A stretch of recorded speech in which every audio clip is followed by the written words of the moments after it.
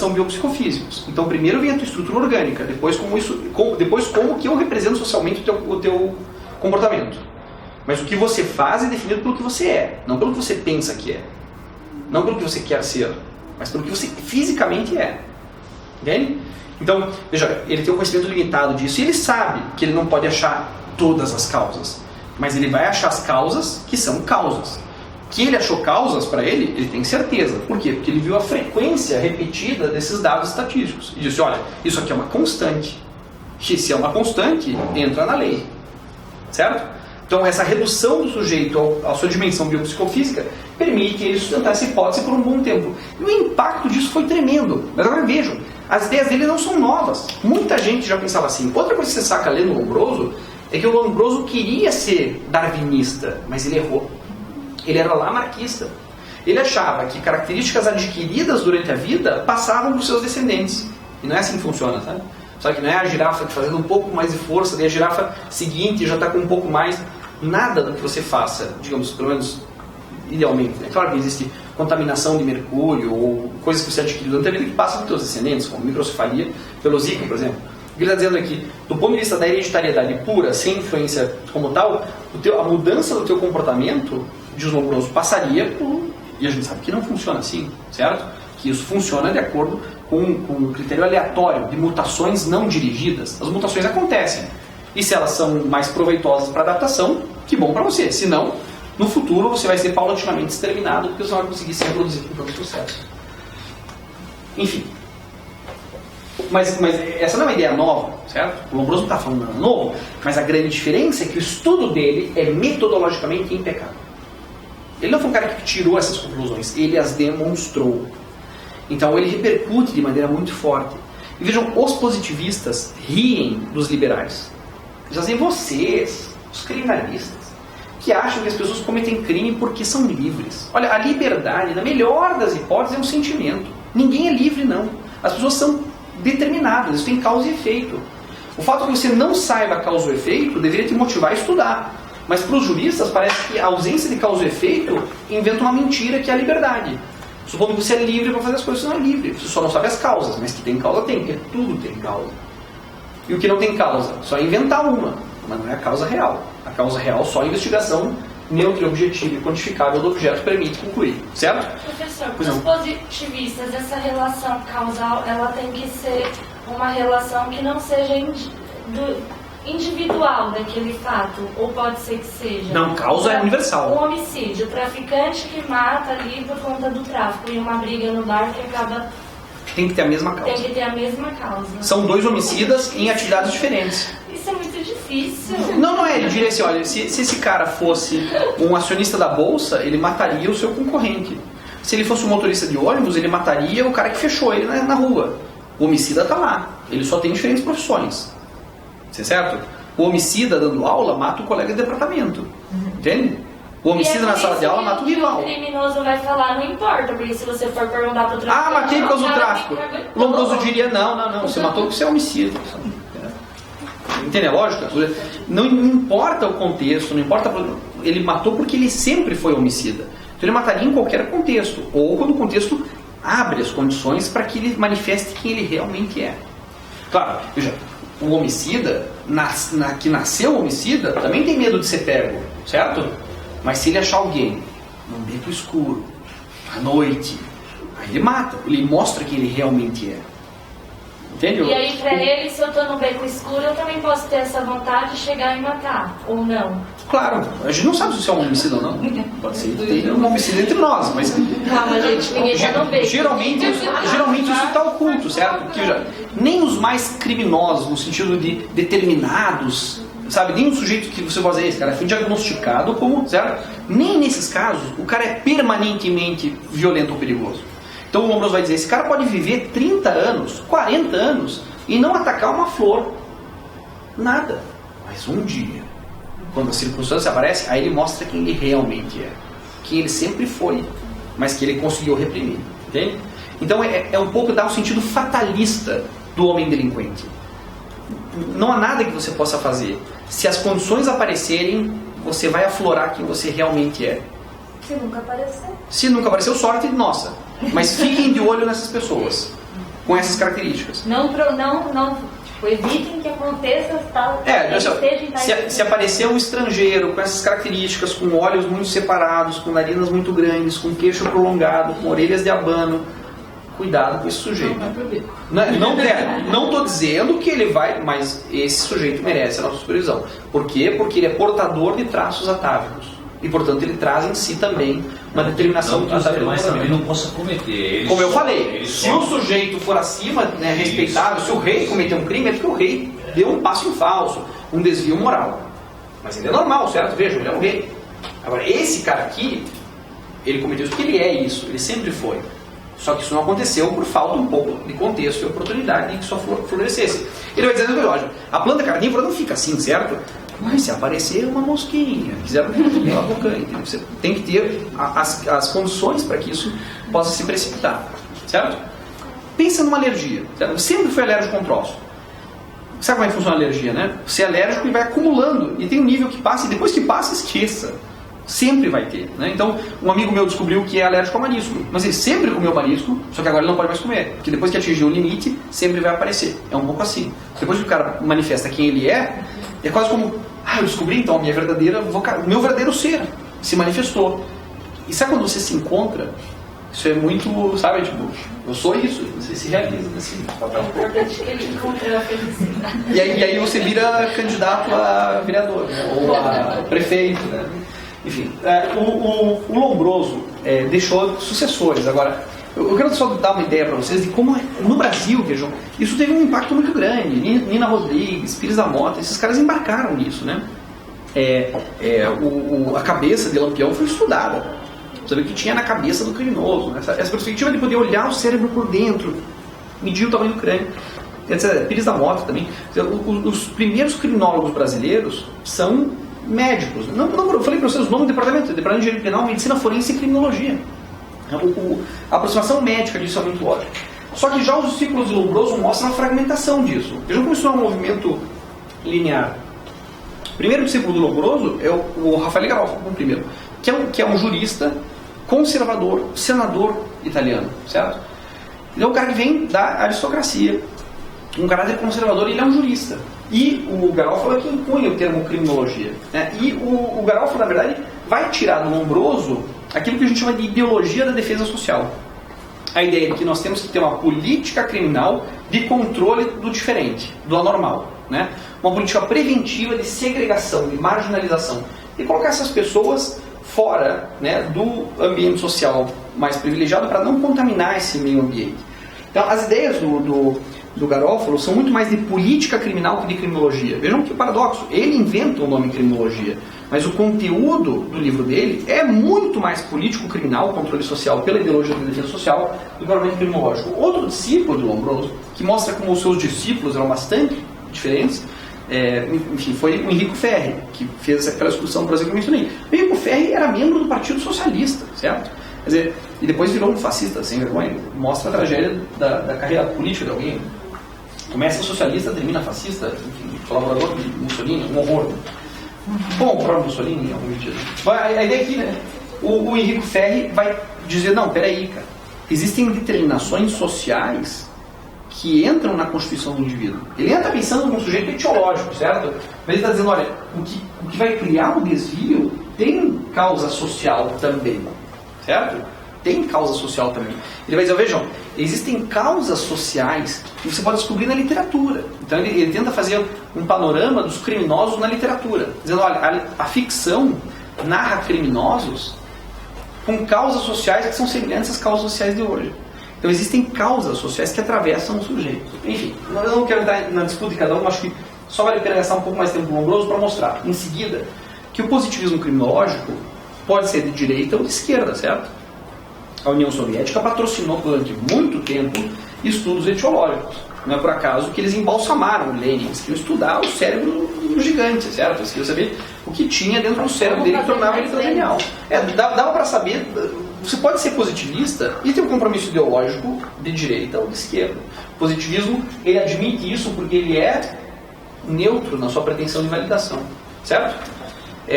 Nós temos que fazer um intervalo, certo? Eu estou sentindo que eu estou na iminência, certo? Na sua versão individual, a gente tem as primeiras teorias.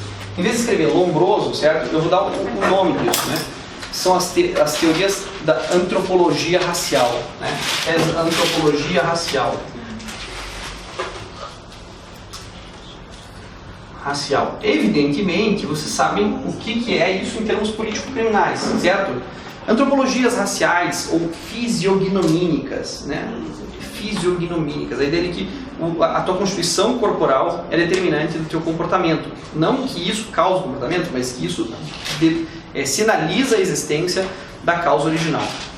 Dessas teorias da antropologia racial, né, a gente vai... Bom, isso aqui não é linear, tá?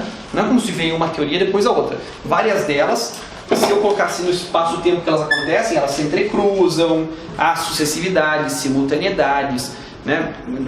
Não se iludam com um quadrinho, tá? Não é porque está aqui um depois do outro que veio um depois do outro. Estão de acordo? Tá. Então, a gente teve teorias fenotípicas. Teorias fenotípicas, né? Como em Kretschmer, Sheldon, ou um deles que tem uma referência, o Klaus Conrad. Hoje tem apenas interesse histórico esses caras, né? Fenotípicos, certo? Tipos corporais, né? Endomorfos, mesomorfos, pínicos, me lembro dos pínicos. Os pínicos eram muito altos, muito magros, voltados para os crimes cerebrais, etc. Né?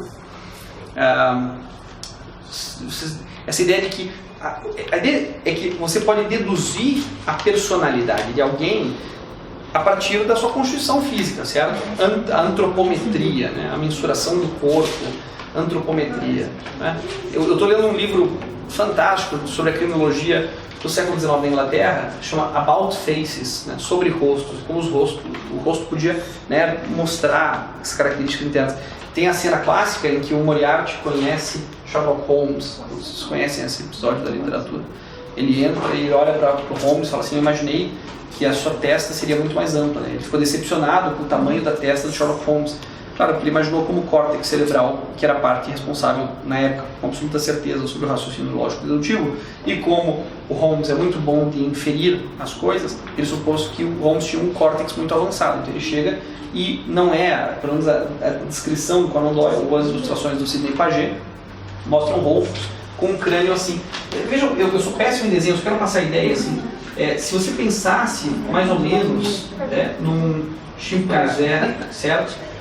Vocês veem que ele tem, sendo aqui que ele tem uma testa curva, né? A diferença entre uma pessoa, certo?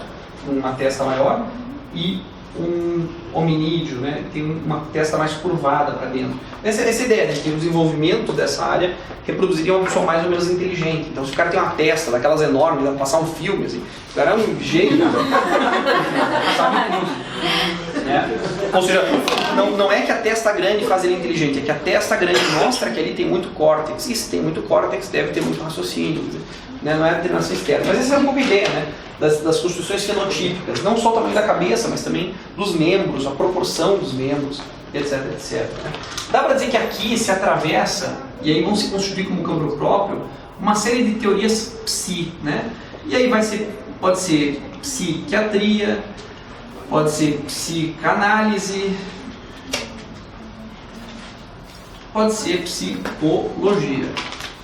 Claro que, vejam, e não tem nem como mostrar para vocês a complexidade que implica isso, certo? Você tem que ter uma aula específica sobre psicologia forense à luz da criminologia crítica. Eu espero que a professora Adriana Matsumoto venha aqui contar para vocês um pouco dessa história da psicologia, de como a psicologia se constitui como campo. A psicanálise tem categorias analíticas próprias, tem um método de investigação próprio, mais ou menos verificável, sob forte contestação hoje, mais utilizado talvez para metáfora e crítica social do que para análise clínica, embora eu, se tivesse que me consultar com alguém, preferia um psicanalista frouxo, disparado, né? Sabe? Eu odeio a ideia de ir no psicólogo, o cara fica te julgando, né? Mas você vai lá, tem alguém falar da mãe, né? Aí qual o problema? Sei lá, parece mais agradável. Tinha uma época em que pessoas formadas em filosofia abriram em Curitiba escritórios de filosofia. Eu adorei a ideia, né?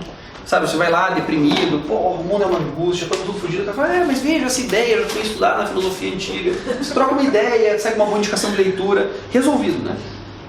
Daí, claro, os conselhos regionais de psiquiatria foram atrás, os de psicologia também, né? E comeram os caras vivos. Vocês não podem diagnosticar, só nós podemos diagnosticar as pessoas. Eu gostava mais do escritório de filosofia, né? Para poder se resolver.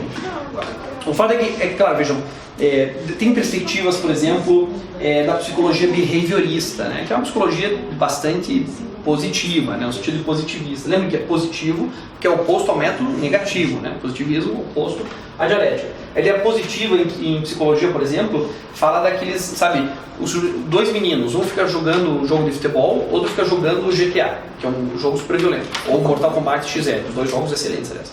E aí ele para de jogar e aí ele vai ser entrevistado por um cara que deixa cair um conjunto de lápis. Aí ele vê que 57% dos meninos que jogaram jogos violentos não ajudaram a recolher o lápis. Entende? Então, esse tipo de sempre vocês veem análise, e é muito interessante esse campo, eu mesmo uso bastante, especialmente dos experimentos do Stanley Milgram, do Philip Zimbardo. Pô, acho ótimo, tem conclusões muito válidas que dá para pensar, inclusive, a crítica social à justiça criminal. Mas é um tipo de psicologia positivista, a psicologia behaviorista, que tenta reduzir o comportamento humano a esse tipo de experimento localizado, certo? Tem todo esse campo aí para desenvolver. O campo psiquiátrico, ele é um campo médico, e aí necessariamente ele é um campo farmacológico, né? O psiquiatra olha para você e pensa, que substância que eu vou te dar para te normalizar, né? Que substância que eu vou te dar para te encaixar. Então, os psiquiatras, tem bons psiquiatras que não pensam assim, que não entram, né? Mas normalmente a psiquiatria é o campo do fármaco, né? Ele tem um diagnóstico vinculado a uma terapia que normalmente passa por substância química. E, do ponto de vista psicanalítico, claro, o método é a análise, né? Então, por acaso, a psicanálise também veio muito da fonte positivista, porque a ideia é que você tem uma terapia pela fala, mas você tem que ficar falando. Que quando você, hoje eu vi essa brincadeira e é pertinente, assim, quando Paulo fala de Pedro, eu sei mais sobre Paulo do que de Pedro. A ideia é que você, enfim, por aí vai. Você sabe por onde vai isso? Eu quero dizer que, mais ou menos nesse período, surge a ideia do biopsicofísico. Claro que a ideia de análise psicológica, primeiro, está muito vinculada à ideia orgânica, né? Que o psicológico pode ser reduzido à dimensão orgânica. E daí vai para outros experimentos, mais ou menos, contextuais, laboratoriais, onde isso pode ser reproduzido. Daí nós temos teorias que estão mais ou menos ligadas, são as teorias instintuais. Vejam que as teorias instintuais, por exemplo, eu pensei no Konrad Lorenz, que estudou a agressão. Claro que parte do nosso comportamento se explica pelos instintos, não há dúvida em relação a isso, certo? Os experimentos do Konrad, por exemplo, com gansos. Eles, olha, os gansos podem ser animais muito violentos, extremamente violentos. Podem ser animais pacíficos, podem ser violentos. Agora, o que determina que eles sejam violentos? Ele fala, olha, se você diminuir muito o espaço do ganso, certo? Se você colocar muito ganso junto, você vai ver como esse bicho vai ficar bravo em pouco tempo. Se não tiver fêmea suficiente, vocês vão ver como eles vão ficar irritados. Então, claro que e nós, nessa medida em que somos instintuais, claro que a gente tem comportamento instintual, certo? Mas onde é que a gente vai entrar aqui novamente? No campo da microcriminologia. Isso é verdadeiro? É conhecimento verdadeiro. É válido? É válido. Mas não é o que determina a política criminal, certo? É claro que se você oprimir um sujeito, fazendo ele viver na miséria, em condições ruins, em que ele não tem alívio, é claro que ele vai se transformar em um sujeito irritadiço, certo? Eu chego puto em casa quase todo dia, certo? Eu tenho uma vida maravilhosa. Se assim, comparado, se eu colocar no índice a minha renda, a minha escolaridade, eu sou absolutamente privilegiado. É por isso que no final das contas eu tenho que acreditar em Deus. Não pode ser que eu sou tão cagado de sorte assim. Deve ter um plano, não pode ser, cara. E a minha vida é maravilhosa, eu chego puto em casa. Agora imagine se eu chegasse assim em casa e a minha casa fosse precária, e as minhas relações fossem um desastre, e eu não tivesse dinheiro para dar conta imediatamente das minhas contas. Claro que isso vai tornar mais irritante, é claro que sim, uma afetação. Mas isso não vai explicar o comportamento definido como criminoso, certo? Não é isso a determinação determinante. Por quê? Não existe determinação determinante. É um conjunto de determinações não determinantes em relação a um processo complexo que tem contínua transformação. Mas eu não estou negando a influência disso, certo? Claro que existe afetação instintual. O que eu quero dizer para vocês, para não menosprezar esse conhecimento, é porque ele pode ser útil para libertar as pessoas. Se você provar, por exemplo, que o sujeito reagiu instintivamente ao que ele supôs que era uma ameaça, vocês conhecem bem o critério, por exemplo, de legítima defesa putativa, certo? Legítima defesa putativa o quê? É uma reação instintual a uma ameaça. Ah, mas ele não estava sendo agredido. Sim, mas ele achou que estava. E achar que estava detona o mesmo instinto que quando você está sendo. imagens representadas como reais produzem efeitos reais. Então acreditar que aquilo é verdade produz uma reação real. Isso pode servir para absolver as pessoas, entende? Então eu quero dizer para vocês, não desprezem esse conhecimento, porque às vezes demonstrar que o sujeito sofre de sofrimento psíquico pode ser o caminho para a liberdade. Então a gente também tem que conhecer essa teoria, certo? A gente também tem que se envolver nela, porque você não consegue superar uma tradição sem nela se inscrever. Em seguida, né? Então, e alguém vai dizer, mas em sentido oposto, então, eu posso usar essas teorias? Não pode. Você não pode usar essas teorias para fazer política criminal. Você não pode usar isso, por quê? Porque isso é microcriminologia, certo? Política criminal é controle social de massa, é gestão da questão criminal. Então você não pode partir de teorias etiológicas individuais e propor isso a transformação para o social, certo? A gente vai ver isso depois com mais calma. Daí teve teorias sanguíneas, certo? As teorias sanguíneas aqui, nós estamos no campo do que é as teorias endócrinas. Veja, você tem que dar um pouco de crédito quando as pessoas descobrem isso. O cara descobriu a testosterona, a progesterona. Aí, imagina o impacto que isso tem, sabe? Quando a gente descobre um elemento novo, o que a gente tende a fazer com isso? A superestimá-lo, né? Então descobrimos um elemento novo.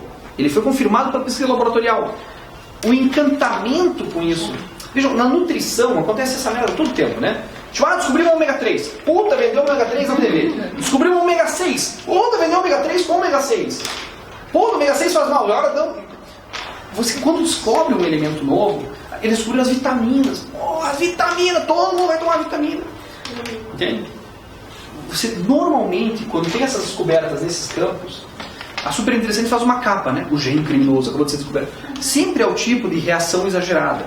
Não dá para culpar as pessoas. É o encantamento da descoberta, certo? Você fica tão entusiasmado com isso que isso toma uma repercussão muito maior. Claro, quando você olha em retrospectiva, você dá risada nisso. Isso é uma coisa idiota, né? Deveria saber a dimensão disso. Mas não é tão fácil assim, né? Aí as teorias hereditárias. Olha, e novamente, veja, esses são campos enormes. As teorias hereditárias também não são tão assim fechadinhos, né?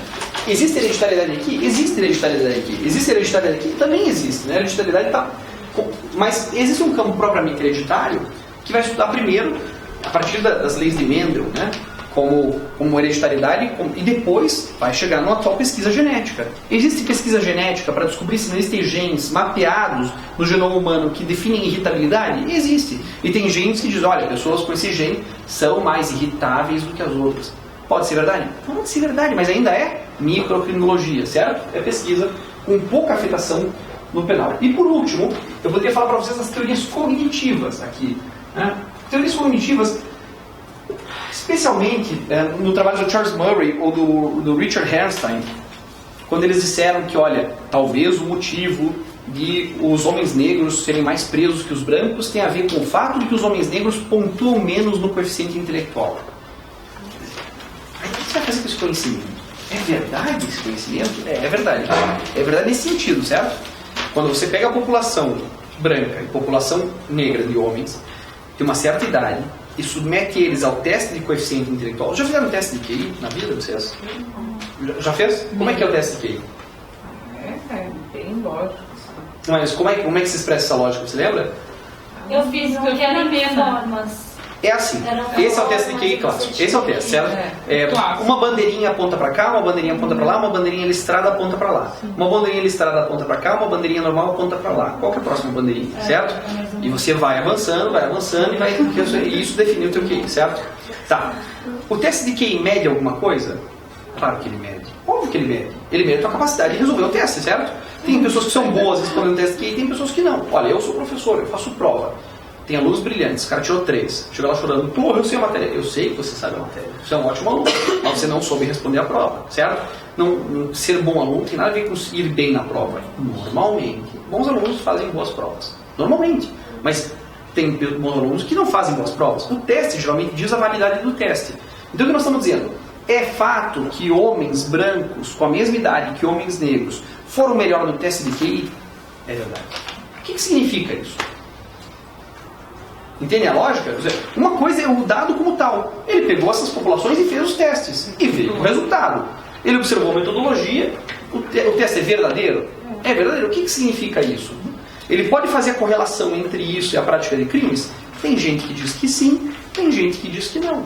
Porque ele pode dizer, por exemplo, olha, se o QI é um elemento que mensura a capacidade intelectual e a capacidade intelectual é essencial para a inscrição no mercado de trabalho, pessoas que têm baixo coeficiente intelectual teriam mais dificuldades de integração no mercado de trabalho. Tendo mais dificuldade de integração no mercado de trabalho, teriam que ir para as ilicitudes, porque eles não conseguem se integrar no mercado de trabalho, portanto praticar assim mais crimes. Essa ideia lógica que você pode derivar de uma conclusão para outra é altamente contestável, estamos de acordo? Mas isso não muda o fato que a pesquisa dos caras está correta. Vocês estão entendendo o que eu estou dizendo? Estou dizendo que está certo. Também não estou dizendo que você pode fazer política criminal a partir do que ele faz. O que você não pode dizer é, como a maior parte dos meus companheiros críticos diz, esse cara está errado. Não, peraí. Na pesquisa, ele observou o critério metodológico. Ele aplicou o teste e teve diferentes níveis. Agora, mas não é isso que mensura a inteligência. O teste que mensura a inteligência é um teste que avalia 7 aspectos da... Tudo bem. Então estamos discutindo o método. Que o método dele está errado. Mas a disputa daí é de método.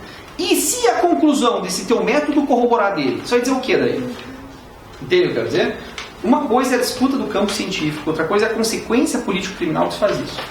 Em The Bell Curve, né, a curva em forma de sino, nesse famoso livro, esse mamotreto do Richard Hansen com Murray, eles fazem uma série de distribuições em curva em forma de sino. Conhece o teorema de Gauss? Eu fiz ele para vocês lembram?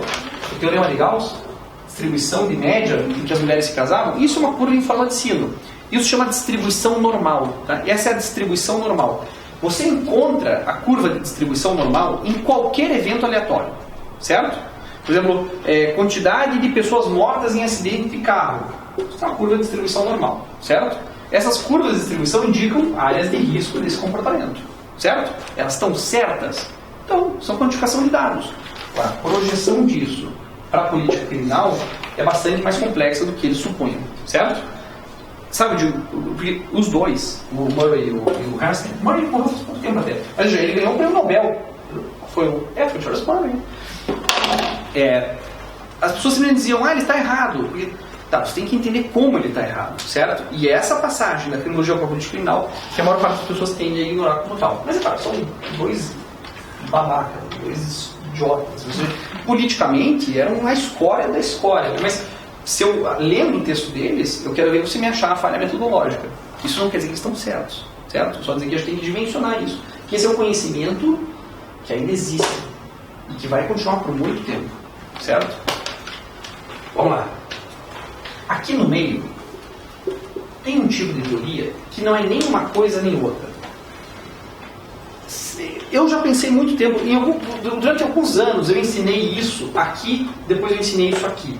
Vou confessar para vocês que eu não sei se isso se comporta no meu gráfico. Porque, olha, você tem a criminologia etiológica individual, que diz que o problema está no indivíduo, certo? É a cabeça dele, é o hormônio dele, é o gene dele, certo? É o QI dele, é o instinto dele, etc, etc. É a raça dele, o que for. Aí você tem a criminologia etiológica social, que diz, não, o problema é a escola que ele teve, a família onde ele foi criado. É o discurso do deputado federal, né? Porque meus pais me ensinaram, blá, blá, blá, blá, blá, certo? Se boas famílias não produzem criminosos, quem tem Deus no coração não comete crime, etc, etc, certo? De que existe socialização. Aí a causa é social. E está no indivíduo, mas ela é social. Por isso que ela aparece como uma derivação primeiro daqui. Mas a gente vai ver em que dimensão ela é social e foge do indivíduo para começar a colocar em crise a criminologia positivista. Agora, tem uma fase intermediária aqui, que são as teorias das carreiras criminosas.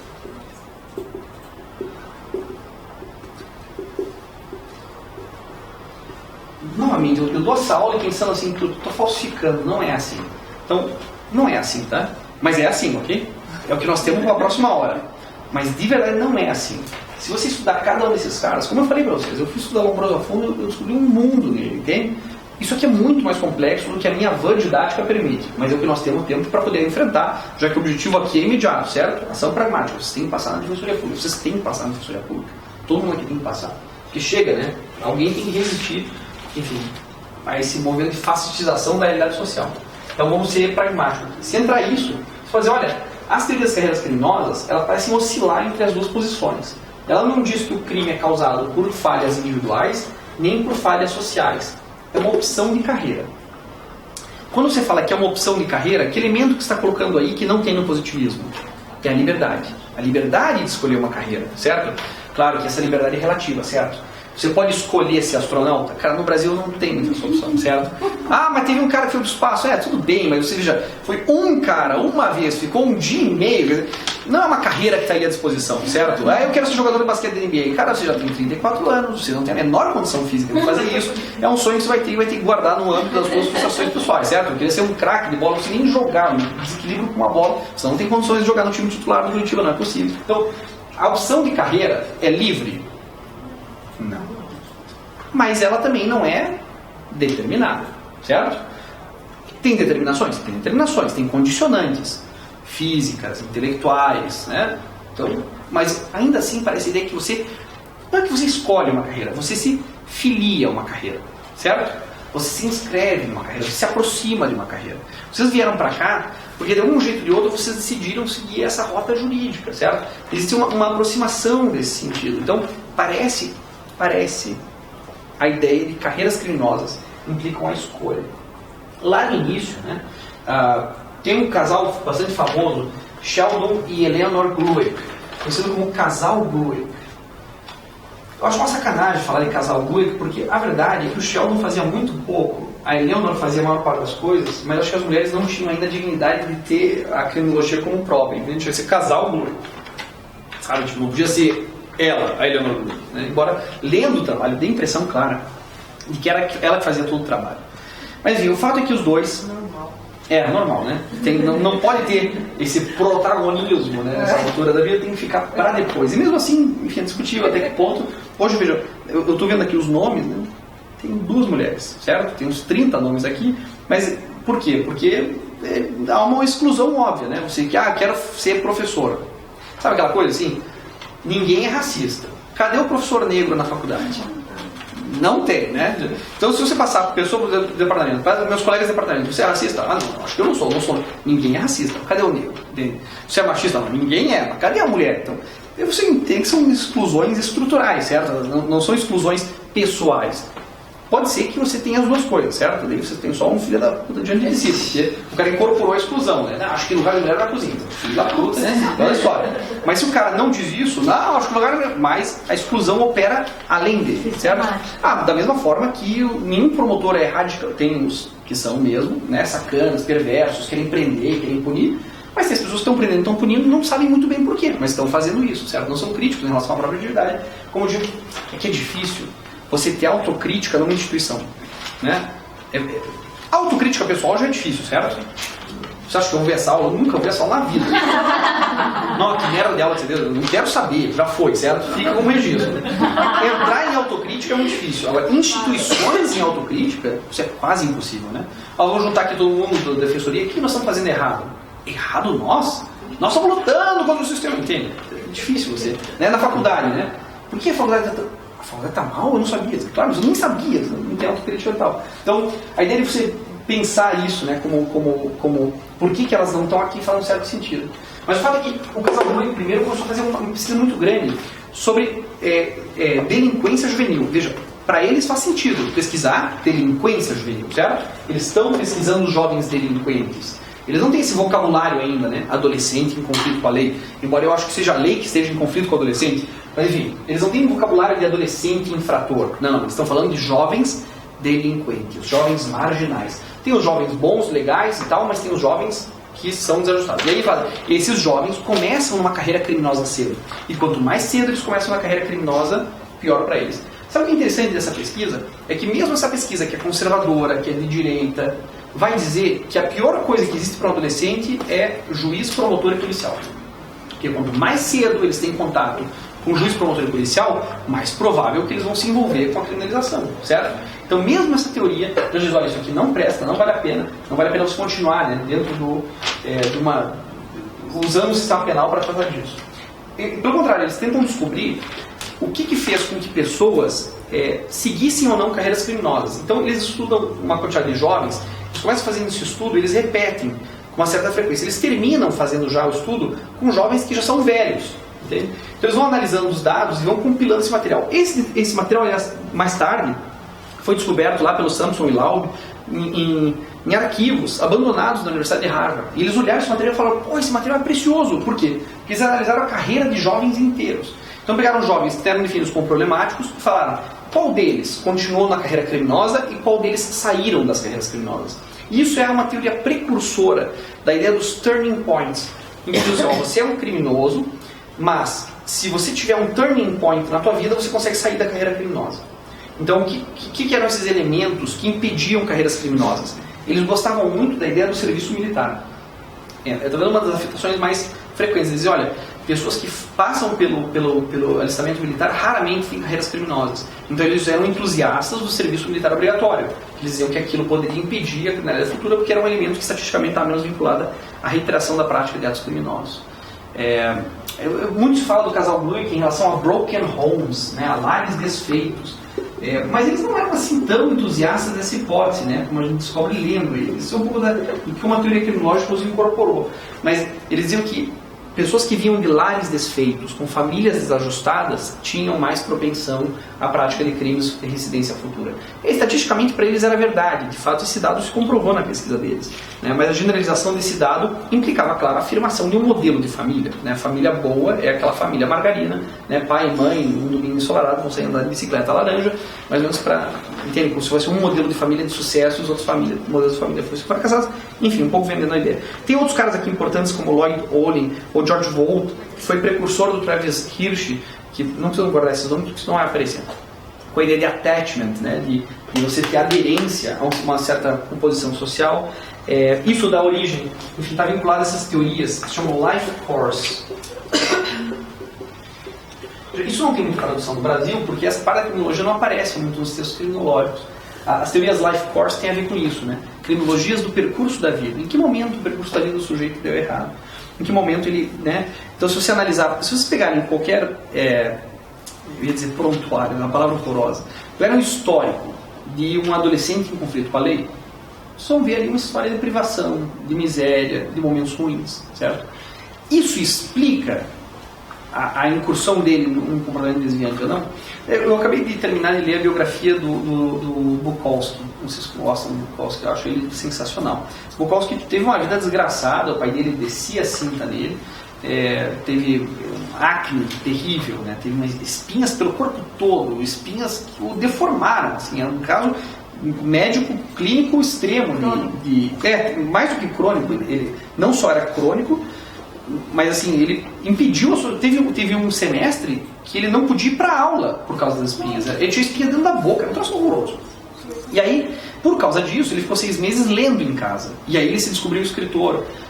Entende o que eu quero dizer? Se você analisar a vida de uma pessoa e ver por que você seguiu certos caminhos, você consegue mais ou menos ver certos elementos aqui que garantem o que a gente chama de uma socialização adequada.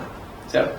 Então, passagens inadequadas pelo processo de socialização poderiam ser ajustadas. Agora vejam, se isso for verdade, se o crime é um problema de desajuste social durante o curso da vida, você poderia pegar uma pessoa e ajustá-la posteriormente. Tá? Eu nem acredito no salto que eu estou dando aqui, mas eu fingi que eu não sei o que eu estou fazendo, para dizer, olha, você poderia falar da criminalização como socialização deficiente. Então, existem grupos de referência. E socialização é um aprendizado de valores, técnicas e disposições. Isso é socialização. Aprendizado de valores, técnicas e disposições. Você aprende valor, aprende uma técnica e aprende uma disposição.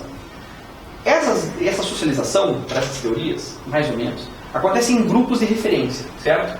Então você tem a família,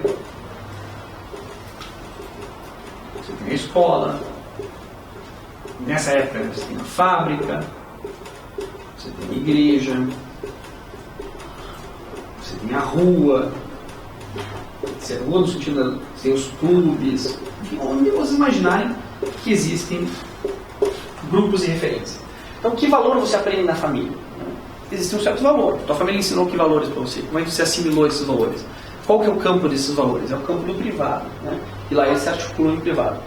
A escola te ensina outros valores, né? Então, eu já ouvi umas mães que falam assim, eu acredito que meu filho é assim na escola, porque em casa ele é um anjo e tal. Ou o reverso, certo? Ou lá em casa ele é o filho do demônio, aqui ele é uma criança toda querida e amada. Não sei, é possível mudar muito? É possível, porque os valores lá são diferentes, certo? Aí você muda de campo, aí você vai para a universidade, é um outro valor, né? Você está com pessoas adultas, né? Ou na fábrica, qual que é a relação da fábrica, ou do emprego, do trabalho, outros valores, né? Qual que é o teu valor dentro da estrutura do trabalho, etc. Qual que é o teu valor dentro da igreja, né? Qual o valor na rua, assim, quais valores você ensina para mediar esses valores? O que você aprendeu com as suas amizades na tua rua, né? Você é de um condomínio fechado ou você é de uma rua que não é sequer asfaltada? Você veio, né, enfim, de frequentar o playground ou você veio de frequentar a boca, né? O que valor que você aprende lá? O que tem nessa socialização? Os amigos que você fez, os valores que você aprendeu com ele, aquilo que ele te magoou, aquilo... Você está entendendo? Tá. A questão é, eles vão dizer que se você tiver uma boa socialização, dificilmente você vai ser criminoso. Então, isso indicaria que o mau filho, o mau aluno, o mau empregado, o mau fiel, sabe? Se você é desviante nesses espaços, você provavelmente é um desviante para a lei penal também, certo? Já uma socialização adequada mostraria uma pessoa adequada. Pessoas que passam por sucesso por essas instâncias têm vidas socialmente boas, porque são devidamente socializados. Não vou entrar na discussão de que isso aqui pode ser um espaço de opressão, que, etc, etc. Estou dizendo que havia uma ideia de que pessoas que passavam com sucesso por isso não seriam criminosas, ok? Portanto, já não estamos nesse campo aqui, né? Portanto, se eu pegasse um criminoso, tudo que eu teria que fazer seria resolver esse déficit de socialização. Por isso, a escola teria que ser, a penitenciária teria que ser uma família, uma escola, uma fábrica, uma igreja, um lugar de cultura, lazer. É a ideia de prisão como instituição total, certo? Total. Na medida em que ela dá conta de todos os problemas dos sujeitos delinquentes, oferecendo a eles tudo o que eles não tiveram, de maneira concentrada. Como se você tivesse, sei lá, deficiência de vitamina, o cara te mete vitamina, ele te coloca tudo ali. Por quê? Porque ele tem você num espaço fechado. Então ele vai te falar de Deus, e vai te dar aula, e vai te dar trabalho, ele vai te colocar os valores que você não aprendeu. Você não aprendeu a respeitar o trabalho, então aqui você vai trabalhar obrigatoriamente. Você não aprendeu a respeitar teus pais, então aqui tem hora de dormir. E você não escolhe o que você vai comer. E você não escolhe o que você vai vestir, igual quando você era criança. Deu para entender? Nós vamos te moralizar aqui, nós vamos te socializar para você aprender os valores que em tese faltaram para você. Você não soube dar valor à família, aqui você vai dar valor à família, porque você vai ver que vai dar privado deles. Você não deu valor ao estudo, aqui você vai ser obrigado a estudar. Não deu valor ao trabalho, aqui nós vamos te fazer trabalhar. Você não teve, nós vamos te mostrar como dizer, nós vamos te impor isso, nós vamos te condicionar isso. E aí nós vamos te modelar. Essa perspectiva que o Foucault vai destinar como crítica, né? A tal da ortopedia moral. É nesse sentido que dá para falar em ortopedia moral, certo? Pense em ortopedia, um cara, né, que corrige a sua postura com elementos, só que é uma ortopedia moral. Ela não quer destruir o corpo do sujeito, ela quer modelar a sua existência, que passa pela socialização, quer forçar uma socialização adequada nele.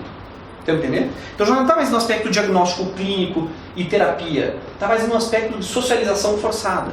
Por quê? Porque você seguiu um curso de vida criminoso, supondo que você tinha a pequena opção, mas tinha, de ter uma vida correta, certo? Essa ideia de socialização deficiente hoje tem estudos importantes, né? Eu não me refiro só a essa teoria que foi muito importante no início do século XX, e ela era crítica desses caras, certo? Ela, na época, ela era avançada para eles. Porque eles diziam, não, vocês acham que as pessoas nascem criminosas. Não, as pessoas se constituem criminosas de acordo com o desenvolvimento da sua vida social. Ernest Burgess, e atualmente eu mencionei a Terry Moffitt, mas o Avshalom Caspi. Só que eles fizeram essa pesquisa de Life Course e Turning Points. Turning Points. É que isso aqui é um mundo, né? Não teria como... Bom, enfim, tem que fazer um curso inteiro de tecnologia, certo? Mas sabe que a gente fica tranquilo? Porque quem vai cobrar isso não sabe disso. Quem faz a prova, o limite deles é o manual, então não tem um erro. Isso aqui está sobrando, certo? Mas eu digo para vocês, nada é como eu estou dizendo, tá? Nada é como eu estou dizendo, é muito mais complexo. Cada um desses autores merecia ser estudados e nenhum deles é tão ridículo como eu faço parecer aqui, tão vazio e pequeno. Se nem o Lombroso, imagine eles. Mas a ideia geral um pouco é essa. Isso é o que implica o esforço didático, é você popularizar um conhecimento sem vulgarizá-lo, certo? Embora que a gente esteja no limite da vulgarização. O fato é que A grande diferença disso foram os estudos em birth cohort, que eu também não tenho tradução, né? Eu digo que você vê na tese, escrevi amostra longitudinal por ano de nascimento. Por quê? Não esqueçam que o casal Glueck ia estudar jovens delinquentes, jovens que já tinham sido rotulados de delinquentes, jovens que já tinham sido presos, tratados como delinquentes.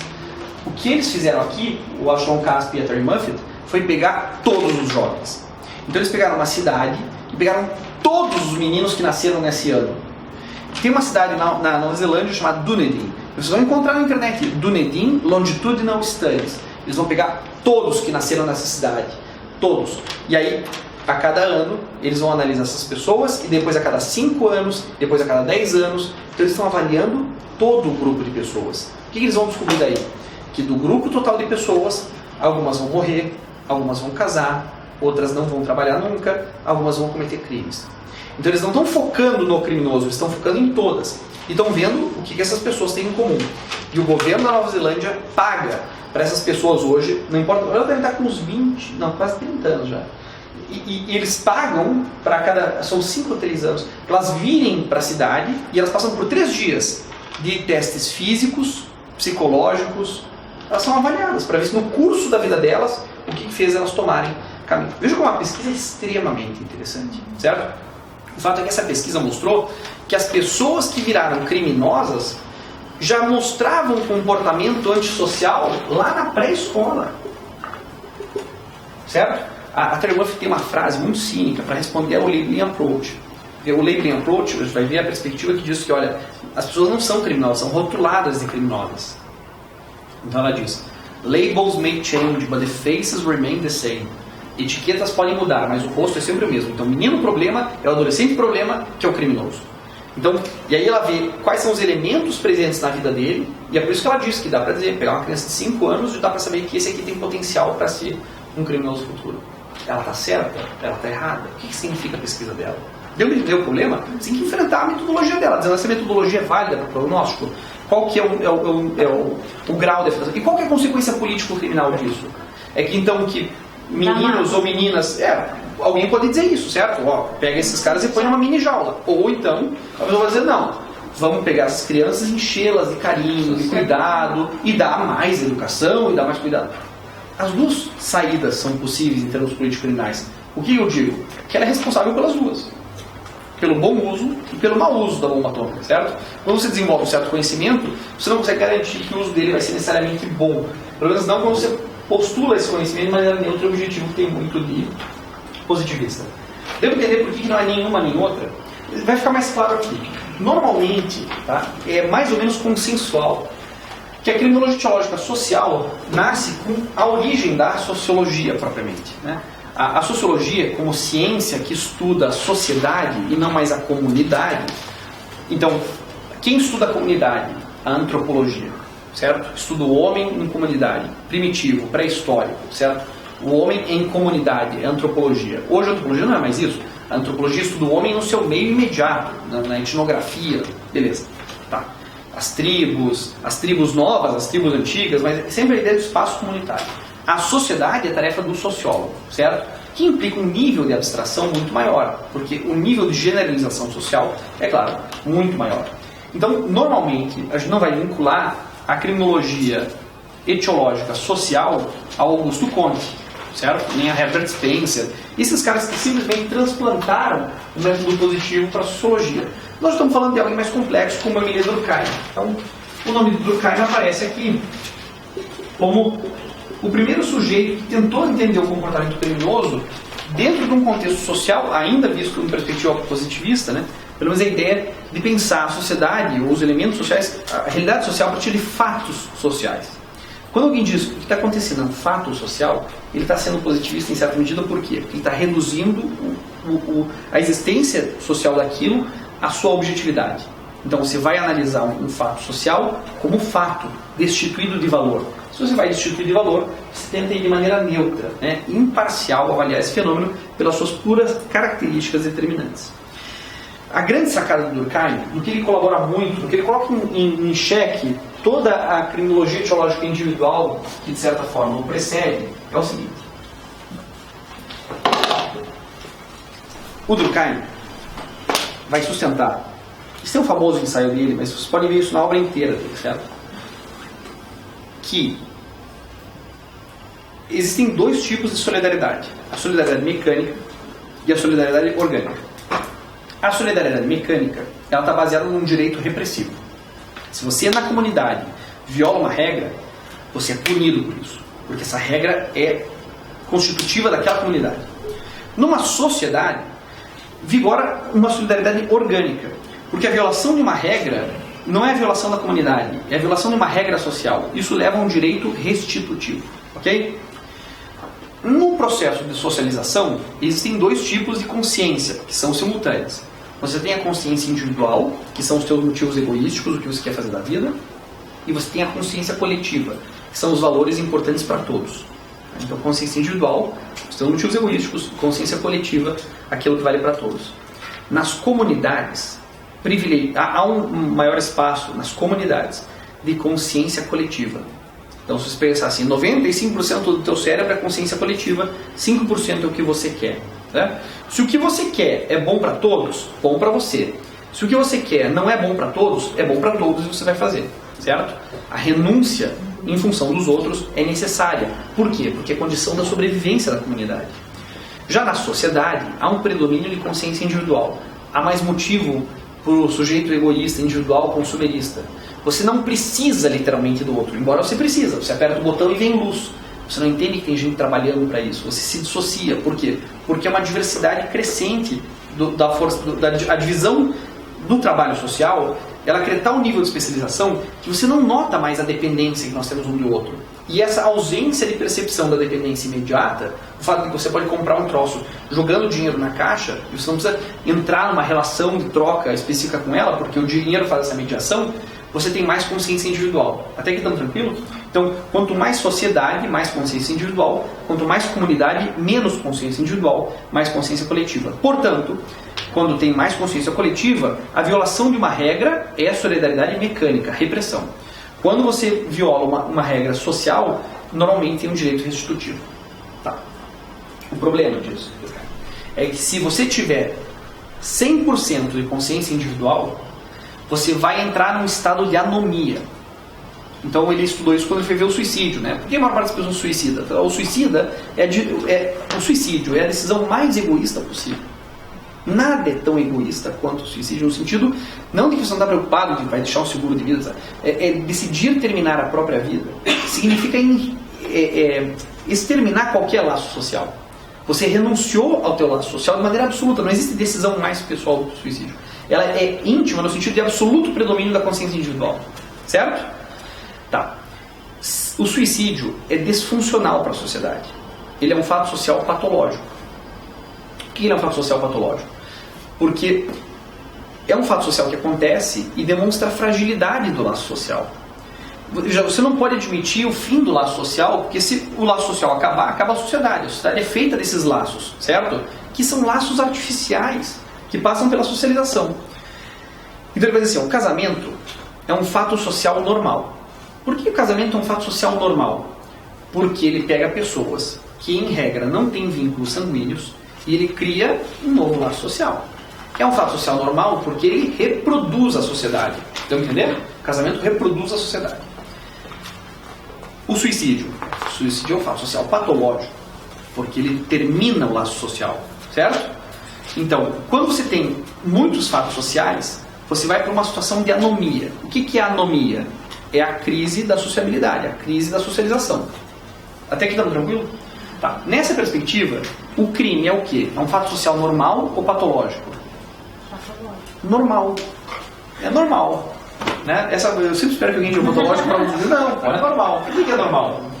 Porque, diz o Durkheim, cada vez que acontece um crime, as pessoas dizem, isso está errado. E é por isso que a gente está junto, para dizer que isso está errado. Digamos que uma família de classe média, alta, joga uma criança pela janela. E a gente fala assim, cara, não pode fazer isso. E aí todo mundo fica puto, e aparecem os moralistas de plantão, sabe? Tipo, crucificar e vão lá na frente, pedem punição, sabe? Quando junta a turba, eu do vai dizer, veja, isso é positivo de uma certa maneira. Por quê? Porque nós lembramos porque estamos juntos. Todo mundo diz, não pode jogar criança pela janela. certo? Então isso reafirma um laço social onde o laço social parecia não existir. Eu não sei que espaço social que existe hoje em que as pessoas se tratam como iguais.